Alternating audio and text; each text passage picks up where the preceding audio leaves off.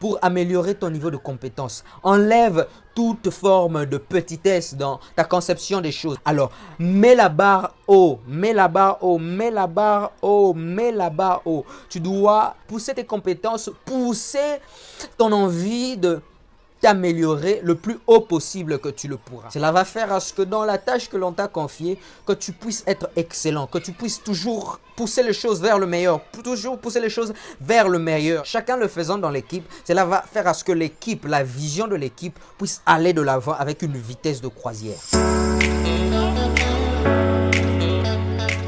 Salut les amis, salut les transformationnels, je suis très content de vous revoir sur cette vidéo. Dans la vidéo précédente, je nous ai parlé de la quatrième qualité essentielle. Nous avons vu la communication. La communication en tant que membre d'une équipe, en tant que partenaire, en tant que leader, nous devons développer cette qualité de communication. Alors la cinquième qualité, c'est la compétence. La compétence est une qualité que toi, leader, toi, membre, partenaire d'une équipe, tu dois développer. Alors John Maxwell nous dit ce quote: If you can't, your team won't. Si tu ne peux pas, ton équipe ne le fera pas. Si toi tu ne peux pas, ton équipe ne le fera pas. Alors ici, je veux nous conscientiser par rapport à cette qualité de compétence. C'est que compétence ne veut pas simplement dire que l'individu a les skills. Ici, compétence veut dire que la personne, l'individu, le leader ou le membre de ton équipe, qu'il doit être haut qualifié à pouvoir faire le travail de façon excellente. Attention, excellence ne veut pas dire perfection. C'est juste que l'individu doit être emmené à pouvoir réaliser cette tâche, doit être suffisamment qualifié, c'est ça le mot, suffisamment qualifié à pouvoir faire cette tâche et le bien faire. Le faire avec excellence. Alors ici, je veux te donner 4 éléments, 4 symptômes, 4 signes pour que tu puisses dans ton équipe voir cette personne de compétence.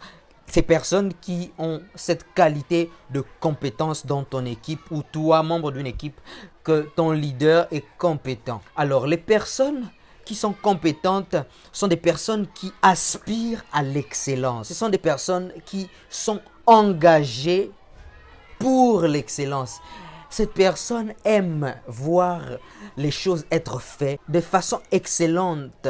Deuxième caractéristique, c'est que ces personnes de compétence, cette qualité de compétence, ces personnes qui ont cette qualité de compétence ne s'assoient pas et ne sont pas à l'aise avec la médiocrité. Ces personnes ont un feu qui brûle en eux de pouvoir faire leur meilleur, de pouvoir faire les choses le mieux possible qu'il soit fait. Ces personnes ont un désir de pouvoir faire toujours le meilleur vers l'excellence. Ils ont des aiguilles qui portent toujours à bien faire les choses, à pouvoir toujours améliorer vers l'excellence, vers le meilleur. Troisième caractéristique de ces personnes compétentes, c'est que ces personnes ont une attention aux détails, dans les moindres détails, dans le travail qui est en train d'être fait dans l'équipe pour l'accomplissement de ce but. Et dans l'attention, dans les choses, dans les petites choses ou dans les détails, ce n'est pas pour critiquer, c'est pour apporter de la solution, c'est pour apporter de la valeur, c'est pour que les choses soient faites, comme je l'ai dit, de façon excellente. Quatrième caractéristique pour ces personnes font leurs prestations avec consistance. Ces personnes, dans les tâches qui leur sont données, ces personnes sont consistantes. Alors, comment améliorer ma compétence en tant que membre d'une équipe, en tant que leader? Je te donne 3 astuces pour améliorer ta compétence. Première astuce, c'est que tu dois te focaliser professionnellement. Ce que tu sais faire, la tâche qu'on t'a confiée dans cette équipe, améliore-toi. Améliore-toi professionnellement. Prends cette tâche vraiment comme une profession. Apprends. C'est pas pour rien qu'il y a des formations. C'est pas pour rien que tu peux faire des recherches par rapport à la tâche qu'on t'a donnée. Personnellement, je suis musicien et j'évolue aussi dans un monde, dans un milieu des enseignants. Quand on donne une tâche à une personne, on donne une classe. à une personne, à un maître, il doit avoir toutes les informations, il doit savoir, il doit faire de recherches par rapport à la classe qu'on lui a donnée, aux élèves qu'on lui a confiés, quel est le niveau psychologique, pédagogique, comment il peut apporter ses leçons, comment il peut se démarquer, comment il peut faire fais la recherche et améliore-toi professionnellement par rapport à la tâche qu'on t'a confiée. Sois spécifique, sois un spécialiste par rapport à la tâche qu'on t'a donnée. Spécialise-toi par rapport à la tâche qu'on t'a donnée. Si dans cette équipe, on t'a dit que toi, tu ne vas faire que ça, tu ne vas que t'occuper du son, renseigne-toi, fais des formations, professionnalise ta manière de faire le son. Alors, cela peut être quelque chose dans laquelle tu es déjà bon, ou tu as des potentialités d'être bon, ou ça peut être quelque chose qui vraiment t'intéresse. Alors, ce sont ces deux indicateurs. Et toi, leader qui confie des tâches, tu dois avoir conscience de ça. La tâche que tu es en train de donner à un membre de ton équipe, tu dois te renseigner si cette tâche est quelque chose que la personne déjà aime, ou si cette tâche est déjà quelque chose que la personne fait déjà.